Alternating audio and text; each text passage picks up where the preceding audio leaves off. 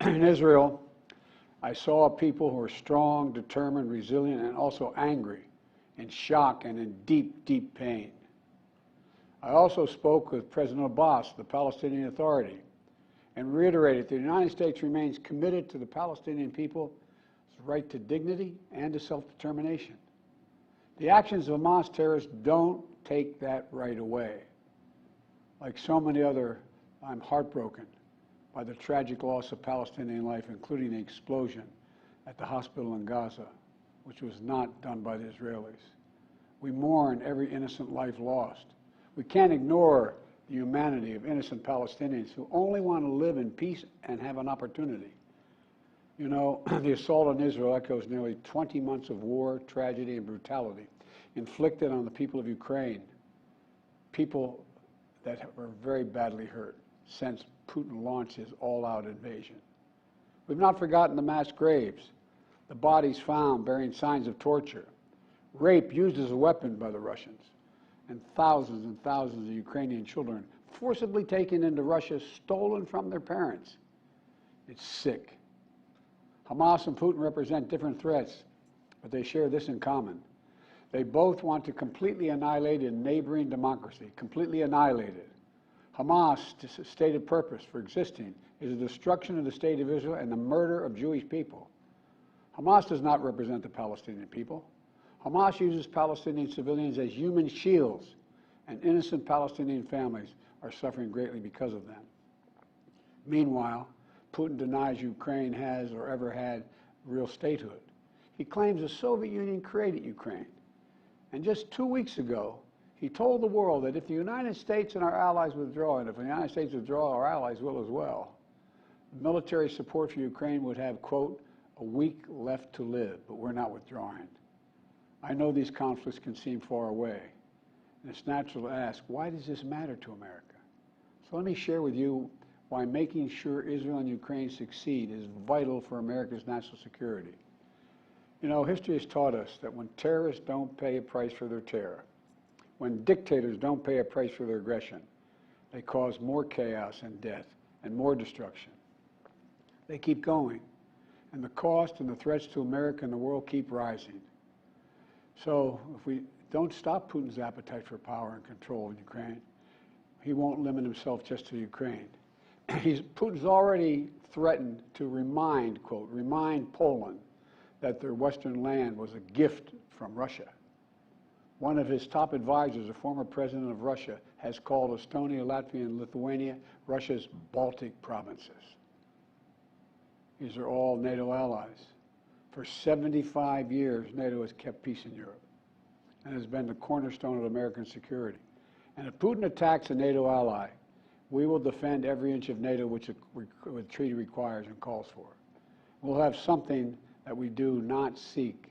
Make it clear, we do not seek. We do not seek to have American troops fighting in Russia or fighting against Russia. Beyond Europe, we know that our allies, and maybe most importantly our adversaries and competitors, are watching. They're watching our response in Ukraine as well.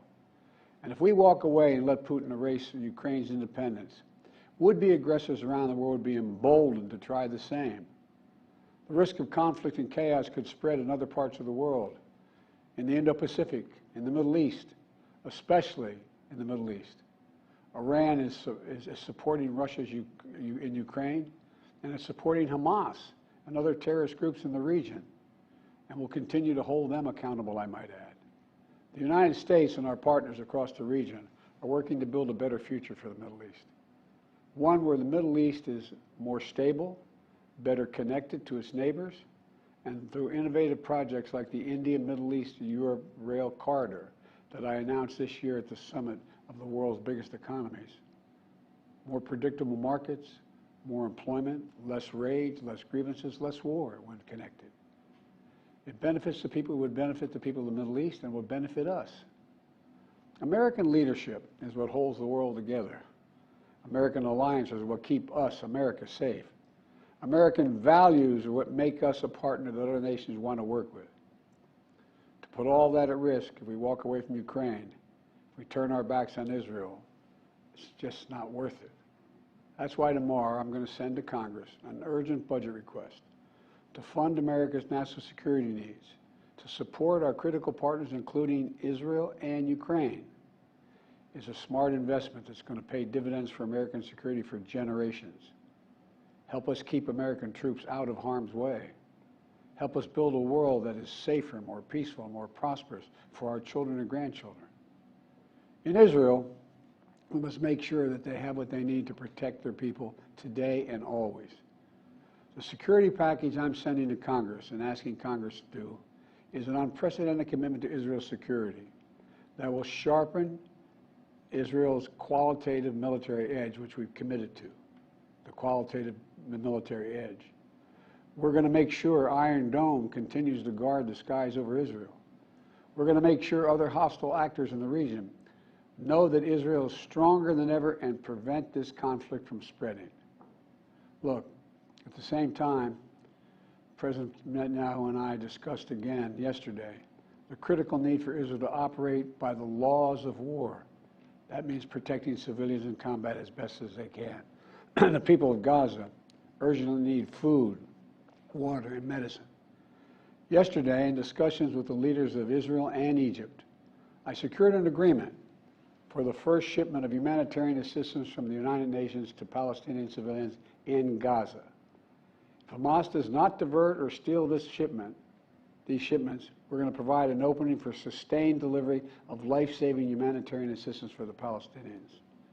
As I said in Israel, as hard as it is, we cannot give up on peace. We cannot give up on a two-state solution. Israel and Palestinians equally deserve to live in safety, dignity, and peace. You know, and here at home, we have to be honest with ourselves. In recent years, too much hate has given too much oxygen, fueling racism, the rise of anti-Semitism, and Islamophobia, right here in America. It's also intensified in the wake of recent events that led to the horrific threats and attacks that both shock us and break our hearts. On October 7th, terror attacks have triggered deep scars and terrible memories in the Jewish community. Today, Jewish families worried about being targeted in school, wearing symbols of their faith walking down the street, or going out about their daily lives. You know, I know many of you in the Muslim American community, the Arab American community, the Palestinian American community, and so many others are outraged and hearted, saying to yourselves, here we go again with Islamophobia and distrust we saw after 9/11. Just last week, a mother was brutally stabbed. A little boy, here in the United States, a little boy who just turned 6 years old was murdered in their home outside of Chicago. His name was Wadiha, a proud American, a proud Palestinian American family. We can't stand by and stand silent when this happens. We must, without equivocation, denounce anti-Semitism. We must also, without equivocation, denounce Islamophobia. And to all you hurting, those of you hurting, I want you to know I see you. You belong. And I want to say this to you. You're all America. You're all America. This is in a moment, you know, in moments like these, when fear and suspicion, anger and rage run hard, that we have to work harder than ever to hold on to the values that make us who we are. We're a nation of religious freedom, freedom of expression. We all have a right to debate and disagree without fear of being targeted in schools or workplaces or in our communities. We must renounce violence and vitriol. See each other not as enemies, but as fellow Americans.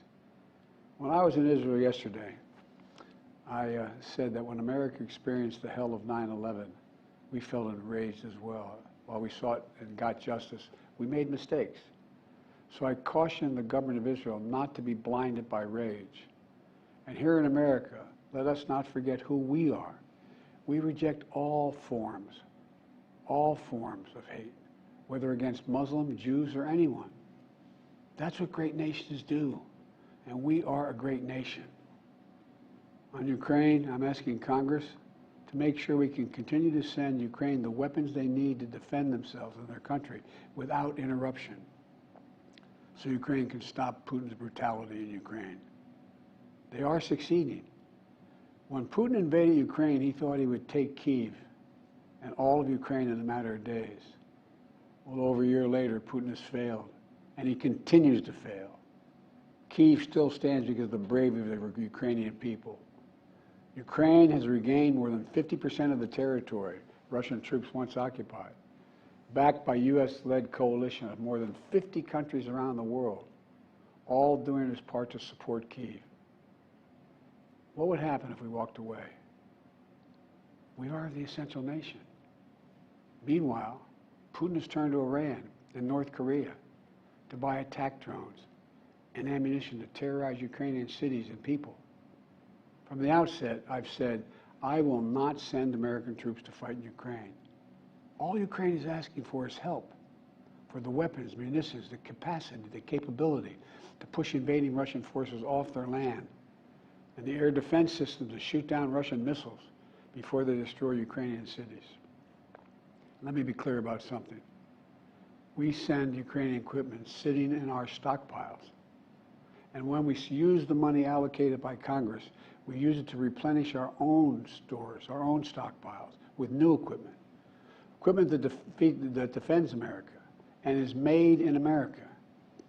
Patriot missiles for air defense batteries, made in Arizona. Artillery shells manufactured in 12 states across the country, in Pennsylvania, Ohio, Texas, and so much more.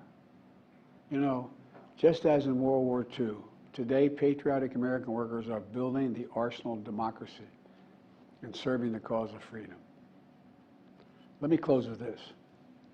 Earlier this year, I boarded Air Force One for a secret flight to Poland. There I boarded a train with blacked out windows for a 10-hour ride each way to Kyiv, to stand with the people of Ukraine ahead of the one-year anniversary of their brave fight against Putin. I'm told I was the first American to enter a war zone not controlled by the United States military since President Lincoln. With me was just a small group of security personnel and a few advisors. But when I exited that train and met President Zelensky, I didn't feel alone. I was bringing with me the idea of America, the promise of America, to the people who are today fighting for the same things we fought for 250 years ago: freedom, independence, self-determination. And as I walked through Kyiv with President Zelensky, with air raid sirens sounding in the distance, I felt something I've always believed, more strongly than ever before. America is a beacon to the world. Still. Or as my friend Madeleine Albright said, the indispensable nation. Tonight there are innocent people all over the world who hope because of us, who believe in a better life because of us, who are desperate not to be forgotten by us, and who are waiting for us. But time is of the essence. I know we have our divisions at home. We have to get past them. We can't let petty, partisan, angry politics get in the way of our responsibilities as a great nation. We cannot and will not let terrorists like Hamas and tyrants like Putin win. I refuse to let that happen. In moments like these, we have to remember who we are. We are the United States of America. The United States of America. And there is nothing beyond our capacity if we do it together. My fellow Americans, thank you for your time. May God bless you all, and may God protect our troops.